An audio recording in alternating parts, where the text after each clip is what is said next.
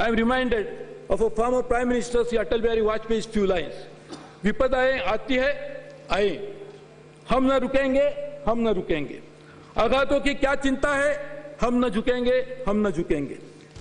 पूर्व प्रधानमंत्री अटल बिहारी वाजपेयी की इन्हीं लाइनों के साथ रेल मंत्री सुरेश प्रभु ने बजट की शुरुआत की थी और पूरे बजट में सुरेश प्रभु ने कुछ ऐसा ही खाका पेश किया जो बताता है कि वो रुक नहीं रहे हैं, वो सपने नहीं दिखा रहे हैं, वो तो बीमार रेलवे की सेहत सुधारने में जुटे हैं। सुरेश प्रभु ने नई ट्रेनों की लाइन लगाने की जगह रेलवे की पटरियां बढ़ाने पर जोर दिया।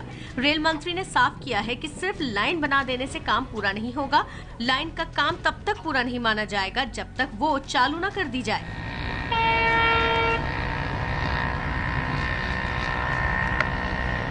रेल मंत्री ने बताया कि पिछले 6 साल से हर रोज करीब 4.5 किलोमीटर ब्रॉड गेज यानी चौड़ी लाइन चालू की जा रही थी, लेकिन इस साल रेलवे हर रोज 7 किलोमीटर बड़ी लाइन शुरू करने में सफल हुआ है। 2017-18 तक इसे हर रोज 13 किलोमीटर तक पहुंचाने का लक्ष्य है। रेलवे पर बहुत बड़ा बोझ डीजल से चलने वाली ट्रेनों का है, क्योंकि डीजल का बिल बिजली से चलने वाली ट्रेनों के बिल से करीब 2 गुना ज्यादा पड़ता है।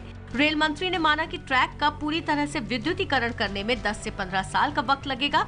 इस साल 1600 किलोमीटर ट्रैक पर बिजली से चलने वाली ट्रेन दौड़ाने का लक्ष्य है। इतना ही नहीं, सुरेश प्रभु ने यात्रियों की ऐसी छोटी छोटी समस्याओं पर जोर दिया है जिस पर अब तक ध्यान नहीं दिया गया था। सुरेश प्रभु ने अपने बजट में जननी सेवा का ऐलान किया, जिसके तहत छोटे बच्चों के साथ यात्रा करने वाली महिलाओं की मुश्किल को कम करने के लिए गाड़ी में बच्चों के खाने का सामान और स्टेशनों पर शिशु आहार, गर्म दूध और गर्म पानी उपलब्ध कराया जाएगा। देखिए जी, ऐसा पॉपुलिज्म से रेलवे का नुकसान हुआ है, तो पॉपुलिज्म को इन्होंने ख़त्म किया है और कॉमन मैन के तरफ देखा है, रीजन की तरफ लगता है नहीं देखा है। तो उस हिसाब से एक पूरे देश की समर्था, एक पूरे देश का विकास और पूरे देश की एस्पिरेशंस को मीट करने का जो उद्देश्य लगता है, और ऐसा वो कर पाते हैं तो बहुत अच्छी बात है। वरिष्ठ नागरिकों के लिए लोअर बर्थ में 50% का कोटा तय कर दिया गया है, जिससे हर रेलगाड़ी में 120 लोअर बर्थ बुजुर्गों के लिए आरक्षित होंगी। बुजुर्गों के साथ साथ महिलाओं के लिए भी 33% सीटें आरक्षित की गई हैं। सिर्फ 4 नई ट्रेनों का ऐलान किया गया है, जिसमें एक ट्रेन सिर्फ जनसाधारण लोगों के लिए होगी, जिसमें आरक्षण की जरूरत नहीं होगी। विकसित किए जा रहे स्टेशनों पर दिव्यांगों के लिए व्हील चेयर उपलब्ध कराई जाएगी।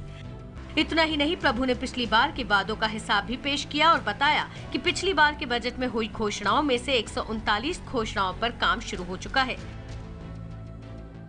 पिछले वर्ष के बजट में जो वादे किए गए थे, उसका पूरा हिसाब देते हुए यह बजट आगे की आशावान रणनीति बनाता है।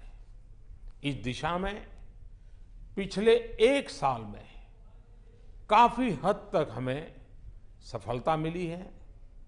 उसे और बेहतर बनाने का पूरा प्रयास इस बजट में प्रस्तुत किया गया है। कुल मिलाकर इस बजट का सार ये है कि सुरेश प्रभु ने बीमारी ढूंढ ली है और वो उसका इलाज कर रहे हैं। लगता है कि भारतीय रेलवे के अच्छे दिन आएंगे और इसीलिए हम कह रहे हैं, जय हो प्रभु।